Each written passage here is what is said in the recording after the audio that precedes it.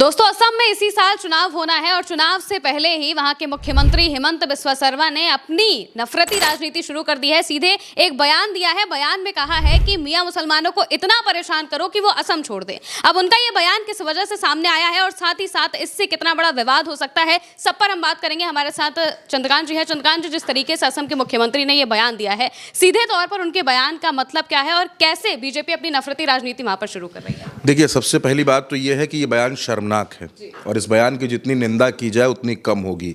राजनीतिक लोग बयान देते हैं, बयान के बहुत से अलग अलग मायने निकाले जाते हैं, लेकिन एक मुख्यमंत्री जो संवैधानिक पद पर बैठा हुआ है वो किसी हिंदू का मुख्यमंत्री नहीं है, किसी मुस्लिम का मुख्यमंत्री नहीं है, किसी सिख का नहीं है। वो हर नागरिक का मुख्यमंत्री होता है, वो उस राज्य का मुख्यमंत्री होता है, हर निवासी का मुख्यमंत्री होता है और वो विपक्ष के लिए भी मुख्यमंत्री है।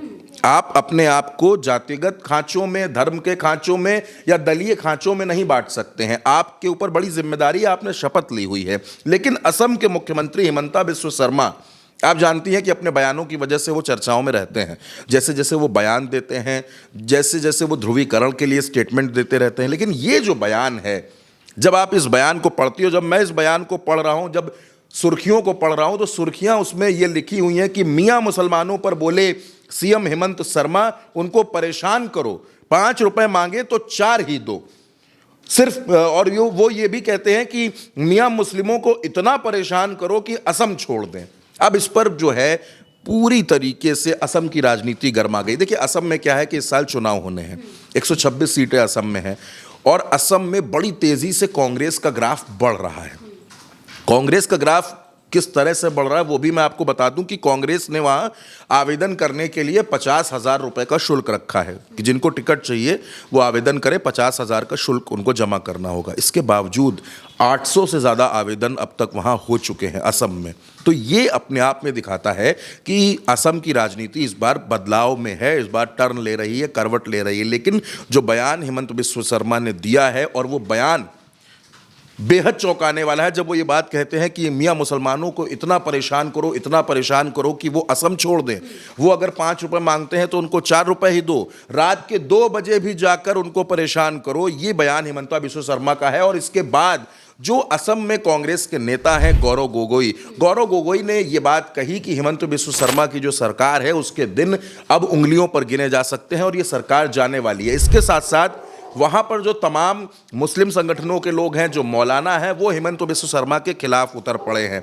मियां मुसलमानों का जो उन्होंने टर्म दिया है, अब इसके बाद जब इस पर हंगामा मच गया, जब बवाल मच गया, जब लोग हिमंता बिस्वा शर्मा पर हमले बोलने लगे, तो उन्होंने ये कहा कि मेरे कहने का मतलब ये था कि मियां मुसलमान का जो टर्म है ये असम में बांग्लादेशियों के लिए इस्तेमाल किया जाता है। तो बांग्लादेशियों को यहाँ रहने का कोई अधिकार नहीं है, बांग्लादेशियों को हम यहाँ पर नहीं रहने देंगे, और हमने उनके लिए ही स्टेटमेंट दिया था।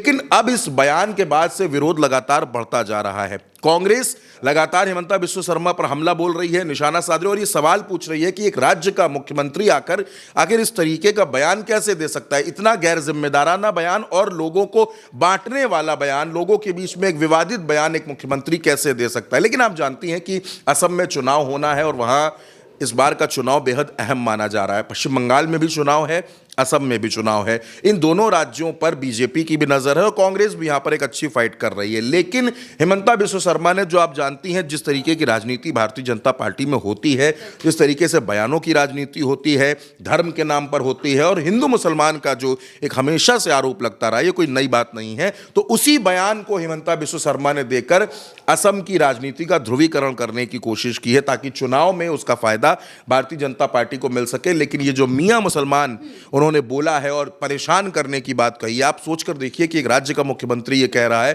कि इन लोगों को परेशान करो। तो इसके बाद से इस पर पूरा हंगामा मचा हुआ है और हिमंता बिस्वा शर्मा भले ही अब वो सफाई दे रहे हैं, भले ही अब वो ये कह रहे हैं कि उनके कहने का मतलब ये नहीं था, उनका जो वो जिन पर कहना चाहते थे वो बांग्लादेशियों पर कहना चाहते थे, लेकिन कांग्रेस ने उनको ज़बरदस्त तरीके से घेर लिया है। और असम की राजनीति में जहाँ जो चुनावी राजनीति अब वहाँ शुरू हो गई है, क्योंकि इस साल चुनाव होना है, तो असम की राजनीति में ये स्टेटमेंट बहुत बड़ा हो गया है और जाहिर सी बात है कि इसका असर चुनावों में ज़रूर नजर आएगा। बिल्कुल, यानी कि भाजपा अब इस बयान की वजह से घिर गई है, क्योंकि जिस तरीके से मुख्यमंत्री ने यह बयान दिया है तो जाहिर सी बात है कि अब चुनाव चुनाव आने वाले हैं, चुनाव को लेकर ही धार्मिक राजनीति शुरू करने की कोशिश की गई, लेकिन इस बयान की वजह से अब मुख्यमंत्री और बीजेपी असम की घिरती ही जा रही है। फिलहाल के लिए मेरे साथ चर्चा में इतना ही। आप देखते रहिए उल्टा चश्मा यूसी।